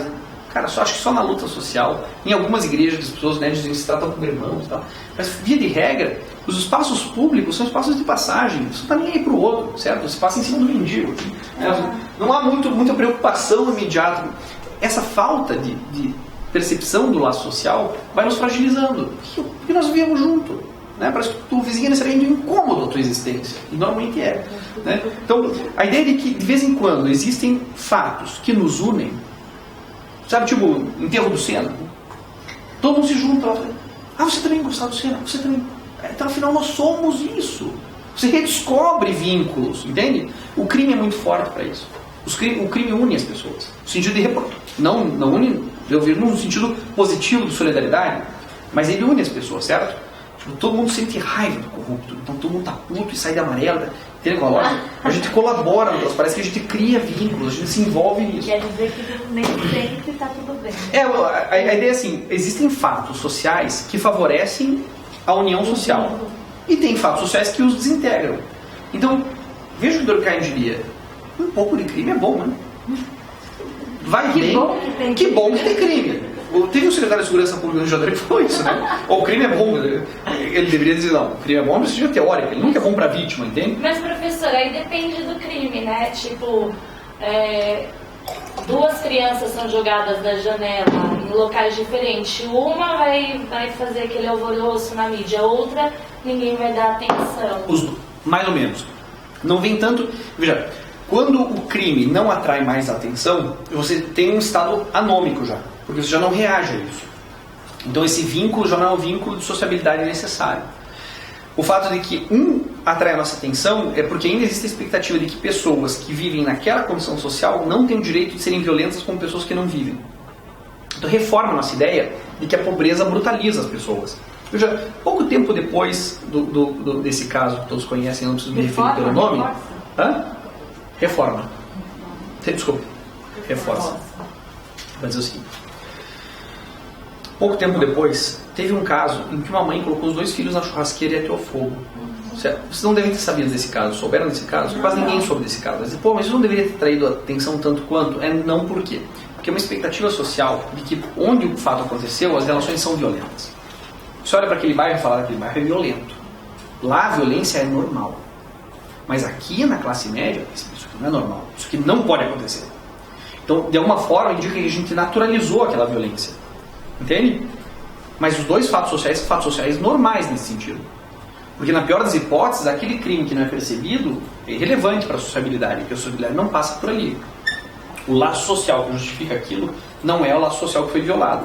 Então é irrelevante. É um fato social que não contribui nem prejudica esse vínculo. Agora, se ele acontece em um lugar em que ele demanda essa reação, o fato da reação indica aqui se esperava um outro comportamento. E a ausência desse comportamento nos obriga a reafirmar que o comportamento certo é esse. Tem uma hipocrisia dessa sociedade? Pode ser, mas essa hipocrisia tenta definir o que é normal, o que é aceitável para ela. Certo? Então, veja qual a grande vantagem do Durkheim e por que é diferente das teorias etiológicas. É que o Durkheim diz, o que é normal e o que é patológico pode ser enganoso. O crime pode ser normal, e se você me disser, olha, existe uma sociedade sem crimes, o Durkheim te diz, essa sociedade está doente. Só uma sociedade doentia não tem crimes. Então o Durkheim diz, olha, o que a gente tem que chegar é uma quantidade razoável de crimes. Tá bom, 2 homicídios por 100 mil habitantes? Tá ótimo, I'll take it, entendeu? Tipo, é uma taxa norueguesa. Estados Unidos acho que é 4, 5 homicídios sobre 100 mil. Tá? No Maranhão era 90 sobre 100 mil. É um absurdo. Ele fala, não, isso é demais, isso não dá, isso é problemático. Porque você tá... Mas se a gente chegar a 4, é o que ele está dizendo, a gente nunca vai resolver o crime. Se resolver, acabou a sociedade. A sociedade tem que ter o desvio nela. Mas é a própria sociedade que constitui os seus desvios. Certo? É a própria socialização, a própria criação do laço social que vai definir. Então, você pode tornar essa linha aqui muito mais grossa do que você estava imaginando, a ponto de algumas pessoas que seriam desviantes em algum contexto, aqui elas são normalizadas. Claro, tem pessoas que fogem demais desse parâmetro, e aí vão ser definidas elas como patológicas. Mas a oscilação disso comporta ajuste social. O crime é um produto social, não é um produto individual. Deu para entender a lógica? Por isso que é uma etiologia social. A etiologia passa a ser do campo social que determina isso. Essa ideia de anomia, né, como risco da criminalidade, quer dizer que a criminalidade pode ser boa porque ela reforça o laço social no seu repúdio, foi apropriada pelo Robert King Merton, que é um nome que se deu, né, um pesquisador norte-americano, isso não está em ordem diacrônica, mas o Robert Merton trabalhou com a tipologia das adaptações. Tipologia das adaptações. Você vê que ele é positivista, né? Está falando de tipologia. Tipologia classificar, deve ser tipologia das adaptações. Ele diz que as pessoas se adaptam à pressão anômica. Veja o que ele está dizendo. Ele diz, olha, existem fins universais e meios universais para alcançar esses fins. Os meios são a escolarização e o trabalho. E os fins? Os fins são os fins, né, de vida boa. O que a gente define como vida boa no horizonte ético comum. O que é uma vida boa no Brasil? É ter o próprio carro, é ter a própria casa, é ter os filhos saudáveis, é ter saúde. Isso é uma vida boa, certo? Todo mundo quer ter isso. Todo mundo quer os fins universais. Todo mundo quer ter a vida boa. A boa vida. Mas nem todo mundo pode. Não é para todo mundo. Como é que se distribui isso? Tem uma certa ideologia meritocrática, não tem? Nossa, se você estudar bastante, se você trabalhar bastante, você vai ter acesso a isso. Isso é verdade? O Merton vai dizer, olha, se isso não for verdade, se isso for radicalmente não verdade, a pressão anômica vai ser enorme. Países com muita desigualdade no acesso aos meios legítimos vai produzir muita pressão anômica. Então o que ele está dizendo? Existem meios legítimos, existem meios ilegítimos de buscar esses fins. O que seria um meio ilegítimo? Vender droga, certo? Vender droga é proibido. Mas se você vender muita droga, talvez você consiga o dinheiro para conquistar esses bens. Comprar um Mizuno, aquela coisa. Ter um avanço social considerável, seja em relação àquele meio, seja em relação à comunidade em geral. Essa é uma atividade ilícita. Prostituição também é um meio ilegítimo de conseguir esses bens. O que é um meio legítimo? O trabalho, né? Ter uma profissão, carteira assinada, concurso público. Isso é um meio legítimo. É o estudo e o trabalho. Mas se não tem estudo e trabalho para todos, obviamente, diante da pressão anômica, a maior parte das pessoas vai aderir a meios ilegítimos, certo? Então, pressão anômica é o conceito. A pressão anômica existe. Toda a sociedade tem pressão anômica. Umas têm mais pressão anômica, outras têm menos pressão anômica. Noruega, baixa pressão anômica, certo? Brasil, o Brasil tem uma senhora pressão anômica, uma panela de pressão anômica. No sentido que a pressão anômica é tão gritante, né? É por isso que o Rio de Janeiro vira um pouco... Porque no Rio de Janeiro é tão explícito, é vertical, né? Tá ali nos teus olhos, fazem como é que pode ser essa miséria aqui e essa opulência aqui. O metro quadrado mais caro, sei lá, do Brasil, e a 20 metros. Você tem uma pessoa que não tem saneamento. Como é que pode ser tão... A desigualdade é enorme. Então a pressão anômica é muito grande, certo? Então o que ele diz? A pressão anômica é necessária. O que o Estado pode fazer? O Estado pode diminuir a pressão anômica. Ele pode dar ensino universal, pode ter políticas de pleno emprego. Sabe, política de pleno emprego, as pessoas não falam mais disso, né? Mas é uma política em que a gente dá emprego para as pessoas. Não tem emprego? Pô, te dou um troço. Ah, mas emprego não é útil. Não interessa, ele vai trabalhar e vai ganhar um dinheiro, porque tem que ganhar. Certo? Daí todo mundo tem que trabalhar, daí todo mundo se integra e tal. Pleno emprego, né? Escolarização universal, são meios de aliviar a pressão anômica. Se você não alivia a pressão anômica, ela é muito grande, seja como for, você tem que se adaptar ao fato de que não tem para todo mundo. Essa é a notícia do Merton, né? Sinto muito dizer para vocês, mas você vai ter que se adaptar ao fato de que não tem para todo mundo. Não tem para todo mundo. Como é que você se adapta a isso? Bom, você pode ser um tipo conformista, certo? O tipo conformista aceita os meios e os fins. Ele se submete aos meios para alcançar os fins, ainda que não os alcance. Ele se conforma com a desigualdade. Ele naturaliza a desigualdade, ele se explica a desigualdade. Ele pode usar qualquer meio para isso. Ele pode usar uma explicação moral para isso. Não, eu realmente não me esforcei o suficiente. Ou não, eu não tive sorte nesse aspecto. Ou então Deus vai me recompensar por isso. Não importa qual coisa, mas ele se conforma. Ele aceita a desigualdade. E ele trabalha com ela. Certo? O segundo tipo seria um tipo inovador. O que é o tipo inovador? É o cara que diz, não, eu quero isso. eu tô sabendo que é sacanagem, eu também vou entrar pra sacanagem. No sentido que eu vou usar meios ilegítimos para conquistar as coisas que eu não vou ter porque eu não tenho acesso aos meios legítimos. Ele inova em relação aos meios, certo? Tem outras tipologias de adaptação, depois o Merton reformulou isso, mas ele é um pouco isso. Ele tem o tipo apático, que é o cara que renuncia aos meios e aos fins. Como um mendigo, certo? Ele não quer. Você não tem medo do mendigo, certo? Ele não quer trabalhar, ele não quer estudar. Eu tenho que cuidar quando a gente diz isso, né? Porque claro que não é assim de simples, mas essa é a ideia do Merton, certo? Tipo, esse cara não... Por que você não tem medo dele? Porque ele não quer trabalhar, ele não quer estudar, mas ele vai viver naquela condição. Ele vai ficar pedindo, entende? Então, ele não é um assaltante, que seria um tipo inovador, que vai usar o assalto como forma de acesso à riqueza. Ele é um cara que renunciou aos meios, que também renunciou aos fins. O tipo inovador renunciou aos meios legítimos, e usa meios legítimos, que podem ser violentos. Mas o tipo apático não, ele renunciou aos dois. Como ele não tem mais o desejo lá no fundo, então isso esvazia a perigosidade dele. Você teria o tipo de rebelião, que quer outros meios para outros fins. Eu quero fazer a revolução para garantir o socialismo. O meio é revolucionário, luta armada, certo? E não foi tão grave assim. Ele quer a revolução na luta armada, certo? Para conseguir um outro mundo. Então ele quer outros fins e vai usar de outros meios para isso, certo? Vocês estão entendendo mais ou menos como ele diz? Olha, as pessoas têm que fazer essas... Mas não é que elas têm que decidir, elas são condicionadas a se adaptar. Você tem que se adaptar. E aí uma tipologia de adaptações. Quem que é o criminoso mais frequente? É o tipo inovador, certo? O que ele diz? Quanto maior a pressão anômica, mais pessoas vão delinquir. Qual que é a política criminal do Merton? Boa política criminal. Por quê? Porque ele diz que educação e trabalho diminuem o crime. Isso é verdade? Em alguma medida é. Veja, você pode explicar os índices de criminalidade na Noruega por uma série de elementos. Talvez o povo norueguês seja uma raça superior mesmo.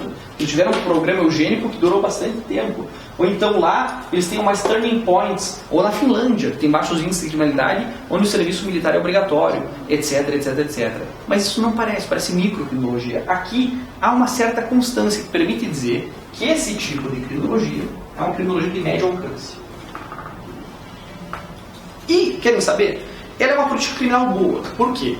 Porque mesmo que não reduza sequer 1% dos crimes, nós estamos assegurando às pessoas o direito de trabalhar e estudar. E isso em si já é bom, certo? Mesmo que não tenha nenhum efeito. Então isso é boa política criminal. Você diz, isso é uma política criminal boa ou ruim?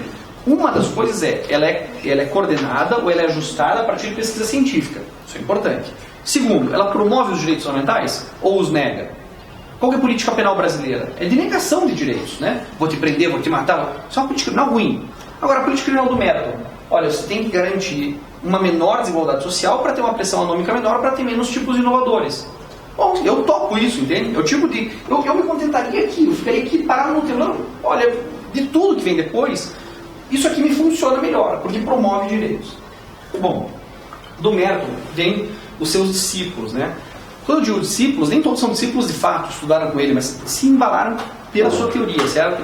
E o Merton já sinaliza que há uma apropriação da criminologia pelos Estados Unidos. De fato, eu diria que a partir da década de 30 em diante, quase toda a criminologia começa a se desenvolver nos Estados Unidos e vai saindo da Europa em direção aos Estados Unidos, né? E depois ela vai ser reformulada na Europa. Mas enfim, indica também em termos geopolíticos a reorientação da produção acadêmica, certo? Pro Merton, do Merton, né, vieram outros teóricos em seguida que disseram assim, não é bem assim, sabe? São as teorias das subculturas. Subculturas, né, que falam de assimilação, aculturação, desculturação, né? A ideia de aculturação. Eles dizem, olha, não é bem assim, Merton. A pressão anômica nunca foi tão forte. Porque se a pressão anômica fosse assim tão forte, haveria muito mais criminosos do que existem. Certo? O que explica que a maior parte das pessoas pobres no Brasil se submetem a um trabalho de merda, ganhando uma merda, e não simplesmente inovam em relação aos meios? Como é que pode ser, então, que tem tão pouco tipos inovadores num país em que justificaria que as pessoas descessem do burro e tomassem o que é seu com as mãos? Não é? O que mantém essas pessoas lá? Você não pode me dizer que é a oferta de meios legítimos, porque é evidente que não tem meritocracia lá. Sabe? A meritocracia só existe em página de imbecil do Facebook. Porque na vida real, a pessoa olha para o lado e fala assim, é claro que não tem meritocracia, é óbvio que não tem. Mas como é que a evidência disso não produz mais indignação social? Eles dizem, é porque tem outros elementos sociais que você não está levando em conta. E isso vem pelo aprendizado de subculturas. A ideia de subcultura é uma ideia meio elitista, que supõe que tem uma cultura dominante e uma cultura dominada. E que essa cultura dominada é uma subcultura, certo? Como se fosse uma subcultura indígena, certo? É uma subcultura. A cultura dominante é a cultura da civilização, do progresso, e tem uma subcultura, certo? A ideia da subcultura é assim, veja, essas pessoas, elas deslocam os fins para próximo delas. Uma coisa, dizer que todo mundo quer ser a mesma coisa. Aí eles falam, não, talvez não seja assim. Talvez tenham pessoas que se contentem em ter essa vida que elas podem realizar. Vamos supor um episódio da nossa vida cotidiana na televisão, certo? Tem o programa do Luciano Huck, e toda época de carnaval o Luciano Huck faz um concurso a passista, uma coisa assim, certo? Eu lembro uma vez que eu estava vendo um desses concursos, e aí eu falei assim, nossa, a mulher dançava assim, naquele instante eu poderia dizer, já que a televisão Globo meio que monopoliza o olhar do brasileiro, que quase todos os brasileiros olharam para aquela tela, para aquela mulher com desejo, certo? Então todos os homens diziam, nossa, essa mulher aqui, eles projetaram dele, porque a mulher era linda, dançava maravilhosamente, estava com um biquíni minúsculo, estava todo mundo olhando, babando pela mulher, ok? Aí para ela de sambar e tal, e eu vou dizer, o que você faz? Ela diz, eu sou caixa do supermercado.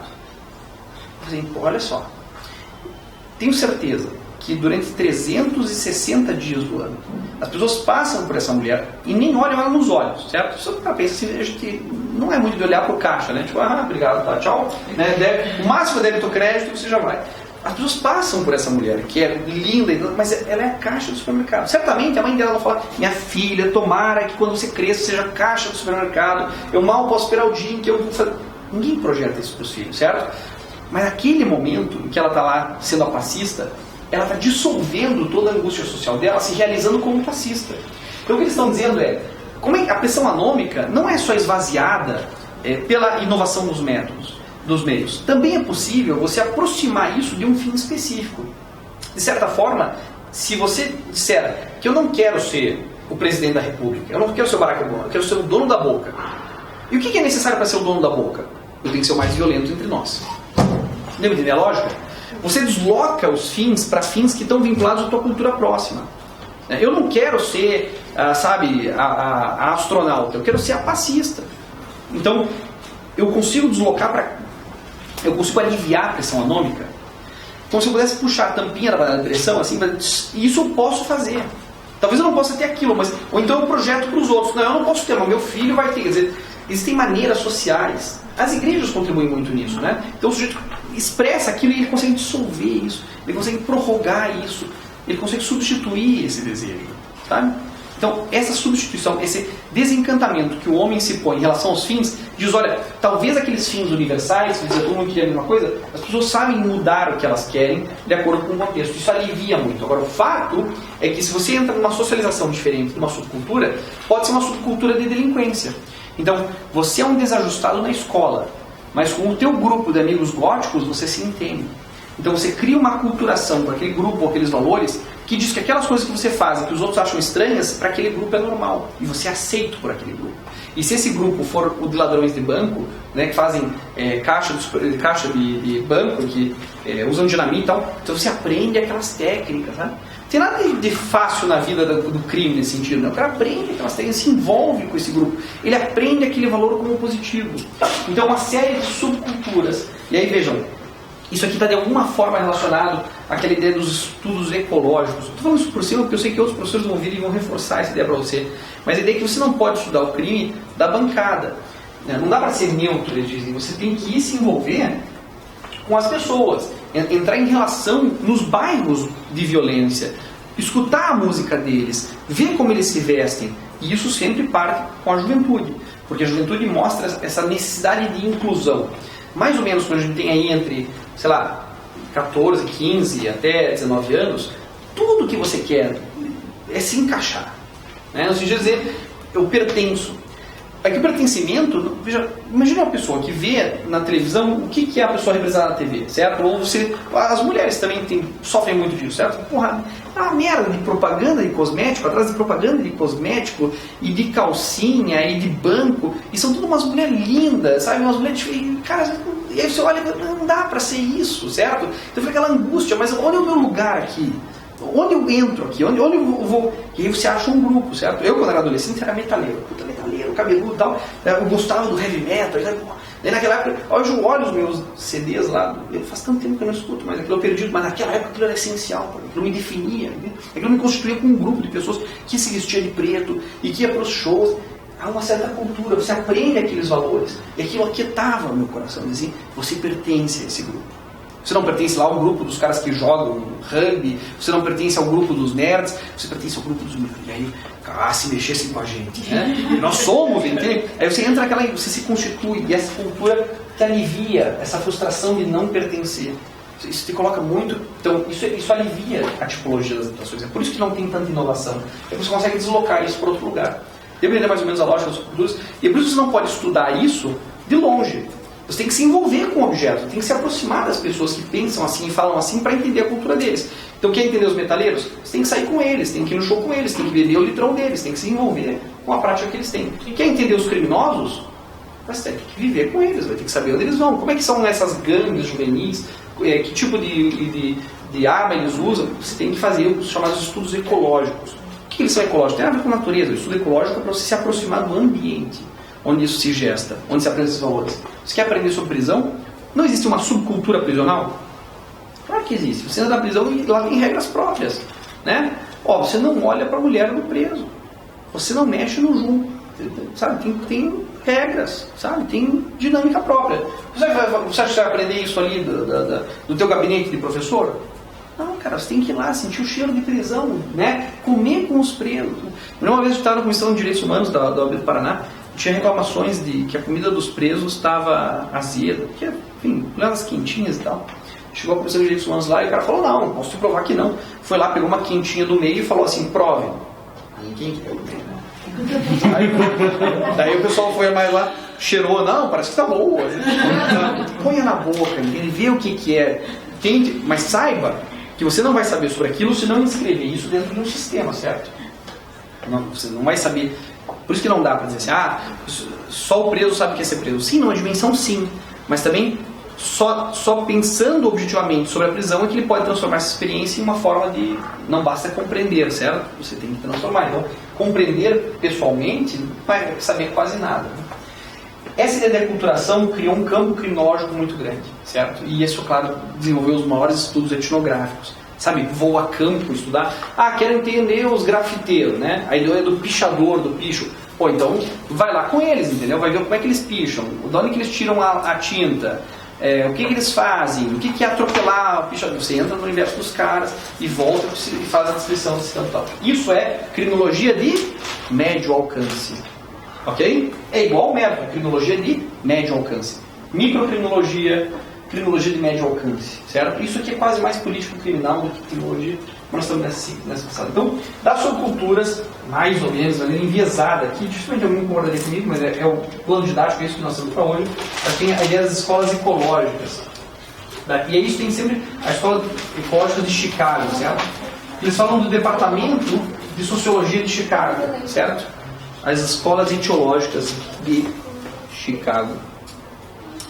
Bom, disso aqui, e também isso aqui, sempre, claro, no estudo de gangues, né? Essa era a ideia, né? Você tinha que entender a dinâmica interna disso, como eles constituem como tal. Desses estudos aqui, eu vou dar um pulo, que não é um pulo no tempo, porque a teoria seria anterior, para falar da teoria da associação diferencial, né? De Sutherland, de Cressey, de Luckenbell, enfim, são as teorias da associação diferencial.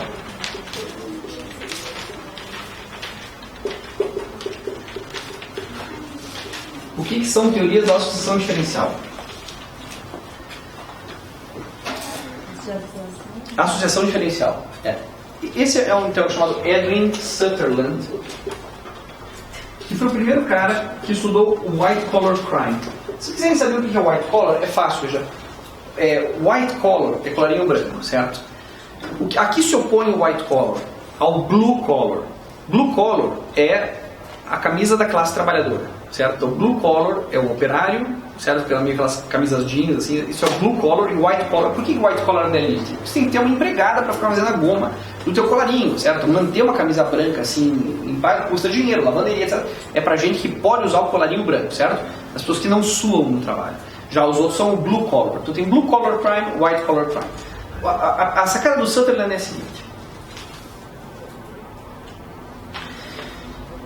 Se o crime é resultado da pressão anômica, como é que pode pessoas que tiveram tudo na vida, a melhor família, os melhores clubes, os melhores colégios, sabe? Como é que pessoas que têm tudo cometem crimes? Entende a postulação dele? Se o crime é resultado da pressão anômica, como é que pessoas que têm zero pressão anômica cometem crimes? Ele vai estudar o crime na Bolsa de Valores, a partir das regras de corretagem lá da Comissão de Valores Imobiliários. E ele vai se dar conta que lá o crime é a regra. Assim, sabe aquela coisa, não pode negociar com informação privilegiada? Cara, eles só usam informação privilegiada. Esse é o trabalho deles. Ele percebeu que o desvio ali era a regra. A exceção era que alguém fosse descoberto. A importância do Sutherland é que ele anuncia para nós um conceito que é fundamental para a criminologia crítica, que é o conceito de cifra negra, ou cifra oculta, tanto faz. Pelo menos para termos teóricos é mesmo, cifra negra ou cifra oculta. O que é cifra negra ou cifra oculta? O fato é que a maior parte dos crimes não é detectada pelo radar da criminalização. Só alguns crimes são. Porque no mercado de valores da Bolsa, a regra é o crime. A regra é o crime. Essas pessoas praticam. Ele fala que lá é tanto que alcança o nível que eles chamam de cifra dourada. Cifra dourada. Porque lá as pessoas cometem crimes, mas elas não são pegas. Então quando alguém entra, ele diz, na comissão de valores, tem dois grupos. Tem o grupo fiel e o grupo infiel às normas. Quanto mais tempo e quanto mais intenso for o teu contato com um dos grupos, tanto mais provável que você vai ser um criminoso. Então, se você tiver muito tempo, com muito contato com o grupo fiel às normas, você vai ter uma associação diferencial com esse grupo. Agora, se você vai ficar muito tempo, muito intensamente, com um grupo que viola as regras, você vai violar as regras.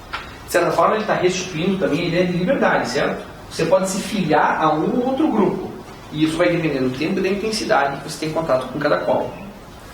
Deu para entender a diferença? Então, ele diz, não é tanto uma questão de pressão anômica. É porque tem gente... Então, assim, vamos supor, duas famílias numa favela, sabe, miserabilizadas, com trabalhos precários. Mas essa família aqui, ela tem uma moralização muito forte interna de trabalho, de dedicação e tal, dizendo. Essa aqui não. Mas veja, eles estão no mesmo contexto, sofrendo a mesma pressão anômica, mas o decisivo aqui é a associação diferencial que eles fazem no mercado. Ou seja, como eles se ajustam à realidade social independentemente da esfera privada, e como ela repercute pela filiação a esses grupos e as pessoas que estão em torno. Então, o fundamental é a associação diferencial. Claro que, se você tiver muita desigualdade social, vai ter muita associação diferencial para o grupo infiel às normas, certo? Mas no final das contas ainda parece ser uma filiação que você segue como se fosse uma carreira criminosa dessas. É mais ou menos a explicação dele. A explicação em si do Sutherland. O Sutherland é fundamental para a criminologia, ele é um autor necessário e que precisa ser lido, mas essa é a caricatura dele que eu preciso para poder continuar pelo menos nessa lógica. Depois da teoria da associação diferencial... Uma pergunta. Pois não. Nessa teoria da associação diferencial, é mais ou menos o caso de as suas companhias definem... Exato, mas não é tanto as companhias que definem, mas é a prática social, certo? Veja, eu sou professor, certo? Eu vejo cola de longe. Se eu pego colando, eu reprovo e é o processo administrativo, certo? Eu sou um cara muito rigoroso nisso, eu te dou zero e olho o processo administrativo. Eu consigo ver as pessoas colando, é difícil colar na minha disciplina. Talvez alguém me desminta isso, né? Eu não normalizo isso, certo? Tá. Agora, se for normal, eu sei, eu faço pouco tempo eu era aluno, certo? Tinha um professor que se fingia de cego e aceitava isso, e dizia que para ele não era um problema. Então, era normal a gente quebrar as regras na prova dele. E aquilo era aceito como um comportamento normal. Em outro ambiente não era, certo? O que mudou? Mudou que ali existe uma regra de socialização de ajuste. Então não é só a companhia, é o contexto, é o tempo, é a intensidade, sabe? Como se envolve com esses grupos fiéis ou infiéis às normas. Eu não estou falando de pessoas fiéis ou infiéis, mas com toda a mediação do grupo. É algo que fala com essa teoria, mas diz, olha, isso aqui é a explicação de por que pessoas que têm tudo na vida cometem crimes. É porque mesmo lá existe uma sensação entre eles de impunidade tão grande que eles não veem problema em praticar esses crimes reiteradamente. Por quê? Porque é normal para eles. Né? Se alguém for pego, vai ser uma surpresa. Assim, como é que isso foi pego? É muito azar, porque ninguém é pego fazendo isso. Certo? Como uma professora extremamente míope pegar alguém colando. Como é que você conseguiu que ela te pegasse colando? Né? Meu irmão caiu uma dessa. Né? O professor todo mundo colado. Como é que você conseguiu? Porque não é possível, né? Mas acontece, certo? Mas daí parece um acidente. Porque é tão raro. O desvio é a regra. A exceção é a punição. Então, não entendi isso. Assim, você fala. A sensação de impunidade ali no grupo entre... Mas não varia. Você pode punir muito aqui, que é tão estrutural isso, que você não vai conseguir resolver. É como achar assim, que o fato de punir algumas pessoas vai resolver o caixa 2 na eleição. Não. Isso aqui tem determinações estruturais, que criam essa fidelidade e infidelidade. Como você está punindo pessoas e não afetando estruturas, elas vão se reproduzir, certo? A ideia de sensação de impunidade é algo que o sujeito interioriza, certo? A maioria das pessoas ainda vai se sentir impune com razão. Eu mesmo cometi vários crimes, nunca me pego, certo? Vou cometer nos outros e ninguém vai me pegar. Entende o que eu quero dizer? É perigoso dizer isso para a câmera, né? Coisa por aí. Mas com tantos crimes que existem na lei, a gente cansa de cometer crime, certo? Sei lá, dirigir alcoolizado. Quem aqui nunca dirigiu alcoolizado, certo? É provável que tenha dirigido alcoolizado, não é incomum. Né? No Brasil, poxa, quantas vezes? E se você fosse pego uma vez? Certo? Ou injúria, ou difamação, calúnia, eu canso de fazer isso. Eu chamo de aula, né? Injúria ali. Mas isso, por algum motivo, isso não... Eu não entro no radar da condição, parece que eu não sou pego, certo? Por quê? Porque pessoas iguais a mim também não são pegas. Agora, tem outras pessoas que podem fazer um pequeno deslize, como ouvir música alta e serem detidos. Por quê? Bom, algum pretexto você vai achar. Você não muda isso punindo essas pessoas, porque isso tem determinações estruturais que são além das pessoas, certo? Mas eles têm essa forte sensação de impunidade. Mas vou dizer para vocês como é que funciona isso. Mesmo no meio corporativo, em que há muita corrupção, ou no meio público, na política, no tribunal, no ambiente mais corrupto do tribunal. Ou, meu Deus do céu, cara, uma vergonha, nepotismo, imoralidade absoluta. Certo? Nepotismo, por exemplo. Certo? Quando você tá com o nome, se você vai pelo sobrenome, parece tipo tribunal vampiro, que as pessoas não, sempre o mesmo sobrenome, certo? É um campo de moralidade, claro. É evidente isso. O nepotismo é ali graça. Todo mundo faz. É o sobrinho do desembargador que está trabalhando no gabinete. O sobrinho do desembargador. Eu recebi de um professor da USP fez como se fosse um cargo que passasse de geração para geração. Quase, né? Quase como um título hereditário, assim. Porque, cara, o cara chega na terceira fase do concurso, você não é filho do fulano? Sim, sou. Claro que existe isso, clientelismo, etc. Mas é normal. Lá no tribunal fala, não tem nada demais, ele é um bom funcionário. Foda-se que ele é um bom funcionário, ele é teu sobrinho, ele não pode trabalhar lá. Entende qual a lógica? Ele fala, não vejo problema, porque todo mundo trabalha. Isso se constitui como realidade naquilo, entende? Deve dizer, mas eu vou punir o sujeito. Deve dizer, cara, como é que se deu esse mole? Você não sabia que vira o CNJ aí? Que quando vem o CNJ a gente troca eles de gabinete. Não existe. Entende o que eu quero dizer? Há formas de adaptação em relação a isso. O fato é que as pessoas respiram isso, mas elas não se orgulham disso. E a primeira coisa que você faz quando alguém é pego é você criar diferenciação. Então eu peguei um colando. Você que está colando. E imediatamente a pessoa do lado fala assim, eu não. É ele. Entende? Todos os partidos são corruptos. Não, é ele. Entendeu? A diferenciação é o que garante essa ideia, né? Então, essa ideia de que a punição de alguém afeta a sensação de impunidade, até que ponto a intimidação funciona? Tá? A intimidação pode prender por pouco tempo em um grupo pequeno de pessoas. Isso eu consigo demonstrar pela psicologia behaviorista, certo? Se eu punir uma pessoa em um grupo pequeno, de maneira exemplar, isso tem um efeito por um curto tempo em um pequeno grupo. Para muitas pessoas, por muito tempo, o efeito disso é próximo a zero. Certo? Por exemplo, vocês lembram da crise dos subprimes, dos derivativos no mercado imobiliário americano? Estão fazendo a mesma coisa agora em relação ao mercado automobilístico. E daí? Não teve gente presa lá? Teve gente presa, foi simplesmente uma derivação que sai para lá. Entendo, a sensação de impunidade não é um argumento do MP dizer assim, nós temos que acabar com a sensação de impunidade. Vocês não têm controle sobre ela. Certo? Ela não passa por vocês. É como dizer que as crianças vão parar de fazer xixi na cama porque o monstro vai pegar. O que você está supondo? Que esse é o método pelo qual a incontinência urinária é contida? Não tem relação. Enfim. Só para terminar aqui, porque eu não quero deixar vocês sem essa parte. Da teoria da associação diferencial, dá para pensar as Rational Choice Theories, as teorias da escolha racional, que dizem que os crimes são questão basicamente de oportunidade, certo? Alvos desprotegidos e agentes motivados. O problema disso é que quando você faz política criminal sobre isso, sempre tem deslocamento, né? Se você descobre que aqui tem as condições para um crime, você afeta essas condições e o sujeito desloca isso para outro lugar. Tem uma prática explicativa? Tem bastante explicação. Ela vale, para o furto ela é bastante válida, certo? Rational Choice tem uma capacidade explicativa? Tem capacidade explicativa, é uma teoria de médio alcance. Não é macrocriminologia, mas tem a sua importância explicativa. Daí a gente tem as teorias do interacionismo simbólico, né, que são aquelas teorias que dizem que, olha, afinal de contas é um processo de interação, de troca, de constituição de papéis. Interacionismo simbólico.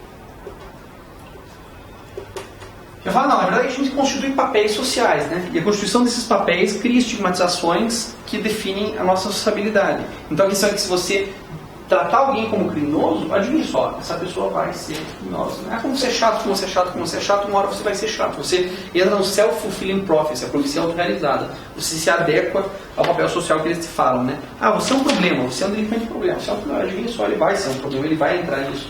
E tem os estudos do Howard Degger e tal. Mas aqui nós estamos rompendo a etiologia individual. Qual que é o passo disso, né? Onde a gente vai terminar a aula de hoje, e eu espero que os próximos professores tomem a partir daqui.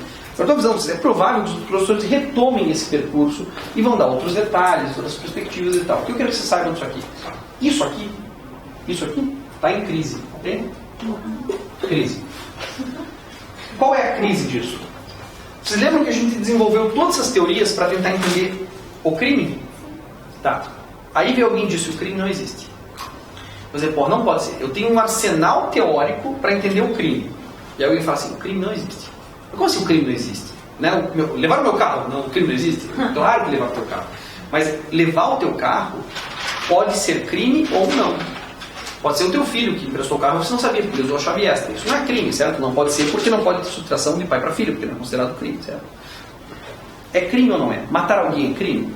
Não, é crime se for, né, eu matando um policial. Agora, um soldado matando o outro merece uma medalha. Quer dizer, o crime não é algo que você faz, é algo que é definido como tal. Lembra dos processos de criminalização, primária e secundária? O crime começa com criminalização primária, mas o fundamental do crime é a tal da criminalização secundária.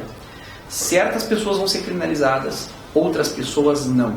E o que decide isso não é o que elas fazem. Se o que decide isso não é o que elas fazem, então o porquê elas fazem isso é secundário em relação a por que elas são criminalizadas. E por que elas são criminalizadas? Qual que é a orientação que define os processos de criminalização secundária? Vocês têm que pensar o sistema penal por uma série de filtros, certo? Primeiro filtro da polícia, na criminalização secundária, certo? Polícia, MP, judiciário, prisão.